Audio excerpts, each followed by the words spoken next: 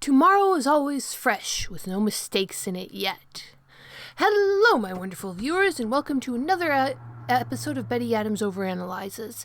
Today, I just want to take a look at some very, very good advice for any creative, whether you're drawing or writing or sculpting. And it sort of harkens back to that quote from Anne of Green Gables. Tomorrow is always fresh, with no mistakes in it yet. Say you're working on an art project, whether you're drawing something, which I've had some experience with, or writing something and editing it, which I've had a lot of experience with.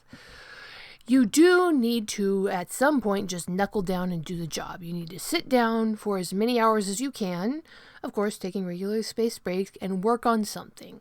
There is no avoiding the grind, no matter what job you are doing. This definitely applies to creative jobs. You need to get down there, chip the rock off your statue. You need to sit down and draw.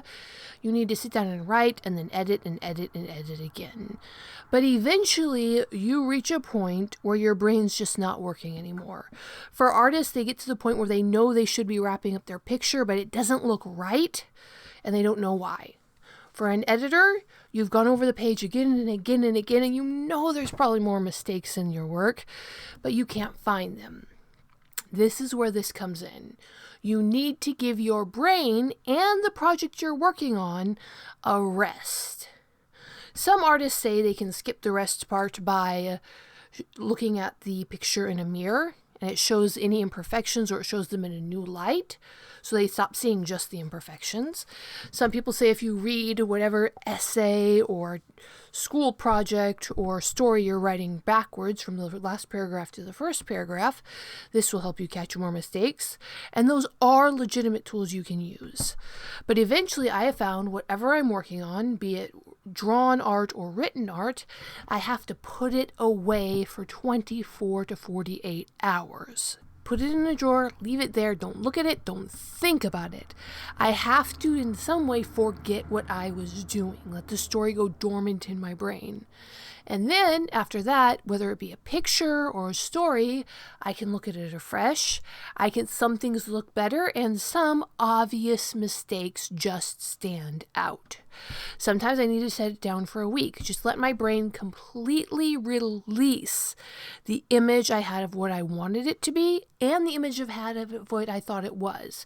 Because both the mental image of what you want it to be and the mental image of what you think it currently is can interfere with seeing what it actually is in the current moment.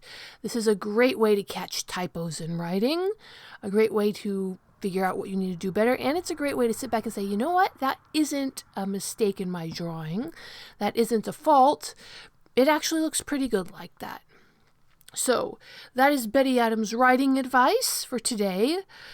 Once you have gone through from top to bottom and finished editing your paper, put it away, put it aside. Whether it's a short story or a chapter, put it away, stop thinking about it, go rake your yard, change the hay in your animal's barn, wash your dishes, give your brain time to forget about it. Then come back and look at it with a fresh brain. Do you have any good writing advice or editing tips? Leave them in the comments below if you do. Hit that like and subscribe button, and peace out, my wonderful viewers. Step into a world of science and of story, of laughter and of tears. Betty Adams has crafted entire worlds of science fiction and science fantasy adventure in her Humans Are Weird series and in her Dying Embers series. Be prepared to laugh, cry, and become absorbed. Check out her books at the links below the video.